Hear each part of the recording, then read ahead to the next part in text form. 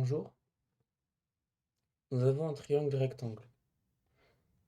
On va utiliser un théorème très connu qui est le théorème de Pythagore. Donc, qu'est-ce qu'il nous dit Pythagore? Pythagore, il nous dit que le grand carré ici, de l'hypoténuse, donc le carré ici, est égal à la somme des deux autres carrés. Donc, si je prends cette surface ici, j'additionne cette surface-là, ça me donnera cette grande surface. D'accord? Pour un peu mieux représenter, imaginez, c'est votre maison ici, et si c'est votre maison, là vous êtes riche, et là, il y a la maison de votre voisine, et là, la maison de votre oncle. Le théorème de Pythagore nous dit, votre maison est égale à la somme des deux autres maisons, ici. D'accord? Bien sûr, en surface carrée. Voilà. Et qu'est-ce qu'on peut faire avec ce théorème ici? Aujourd'hui, on va pas forcément l'apprendre. On va plutôt voir comment construire des triangles avec. Des triangles rectangles. On va un peu modifier la formule et avec, on pourra facilement construire ces fameux triangles. Donc, je vais aller faire des points A, B et C.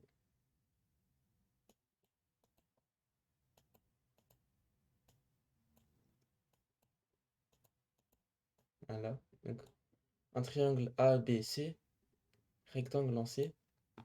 Et maintenant, on va voir la formule. Donc, d'après le théorème de Pythagore, l'hypoténuse au carré, donc AB au carré,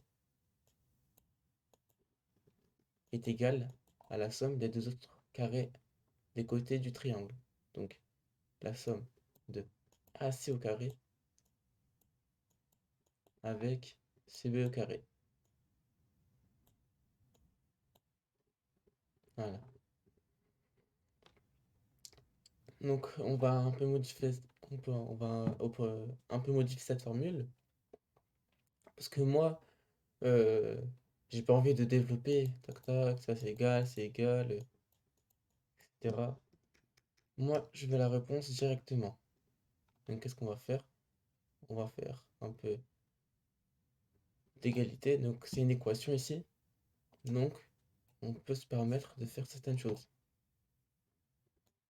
Par exemple, dire la racine carrée de AB au carré est égale maintenant à la racine carrée de AC au carré plus CB au carré. Voilà. Et je peux aussi me permettre de dire maintenant que AB, donc la racine carrée de AB au carré, c'est AB. C'est égal, toujours, à la racine carrée de AC au carré plus CB au carré.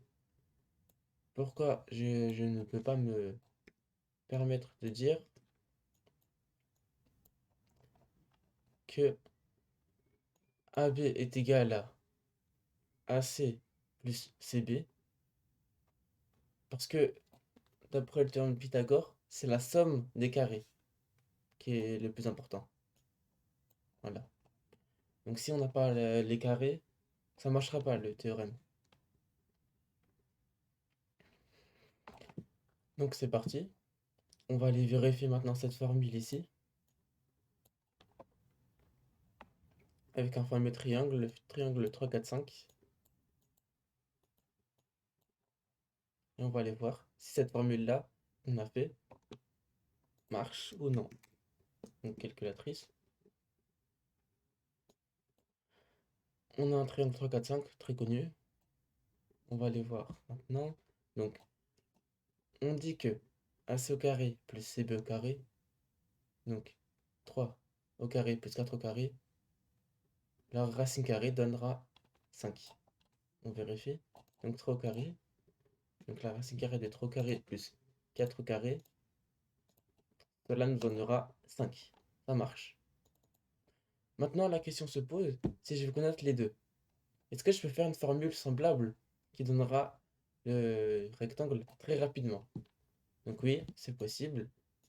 Même il y a une chose à changer. Vous allez voir, c'est très très simple.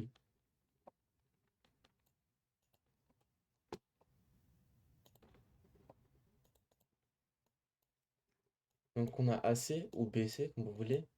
Donc AC au carré est égal à la soustraction de l'hypoténuse. Donc AC au carré, AB au carré, désolé. KB au carré, moins CB au carré. Parce qu'on a déjà mis AC ici. KB au carré. Très bien. Maintenant, on va aller simplifier la chose. C'est pareil, même raisonnement. Donc, la racine carrée de AC au carré est égale à la racine carrée de AB au carré moins CB au carré. Donc, AC, c'est pareil pour BC. Donc, AC est égal à la racine carrée de AB au carré moins CB au carré. Vous pouvez faire aussi CB est égal à la racine de AB au carré moins AC au carré. Voilà. Donc vous pouvez remplacer les deux ici. Bien sûr, il faut enlever le carré si vous le mettez ici. Et là, ajoutez un carré si vous le mettez là. Voilà. On va tester cette formule-là pour les deux côtés. Est-ce que ça marche ou pas? On va vérifier. Donc, la racine carrée de 5 au carré moins 3 au carré. Ça donnera ce côté-là. C'est égal à 4. Parfait. Maintenant, je veux savoir ce côté ici. Ce sera l'hypoténuse au carré avec l'autre côté ici, au carré. 5 au carré moins 4 au carré. Prend sa racine carrée. 3. Parfait. Maintenant, vous pouvez vous demander comment on peut construire des triangles rectangles. Ah bah, c'est très simple. On va faire un nouveau triangle rectangle. Juste ici. Voilà. Et le professeur de mathématiques souhaite créer ou faire un exercice de maths. Il va faire plein de triangles rectangles, mais il veut une formule pour en créer le plus rapidement possible. Comme ça, il peut faire entraîner ses élèves sur cet exercice, qui est quand même très important. Donc, on a un triangle A, B et C. Rectangle en C, là. Et maintenant, le professeur de mathématiques veut faire un triangle rectangle. C'est très simple. Il se dit, on va aller faire un inconnu ici, donc X. Et là, on va mettre ici un nombre totalement aléatoire, 109. Vous pouvez mettre autant que vous voulez. 109 et ici 221.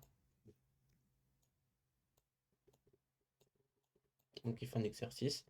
Pour sa correction, il va aller faire la racine carrée de 109 au carré plus 221 au carré. On prend la racine carrée et l'hypoténuse fera environ 246,4. On l'écrit. Donc ici, ça sera la correction 246,4.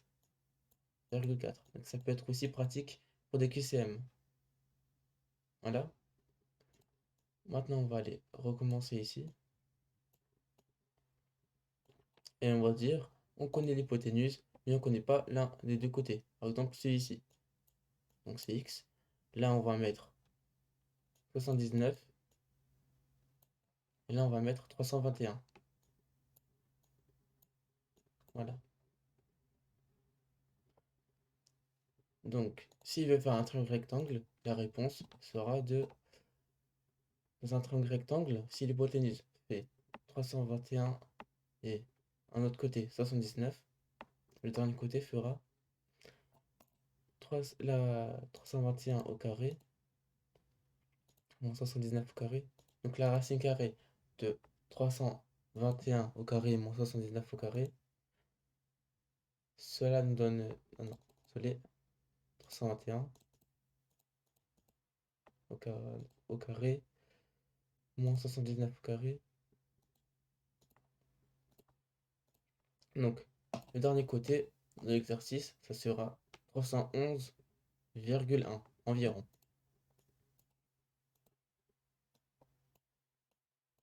Donc 311,1. Voilà. On voit bien que les formules marchent très bien. Ça a l'air complètement proportionnel. Et ça, c'est super.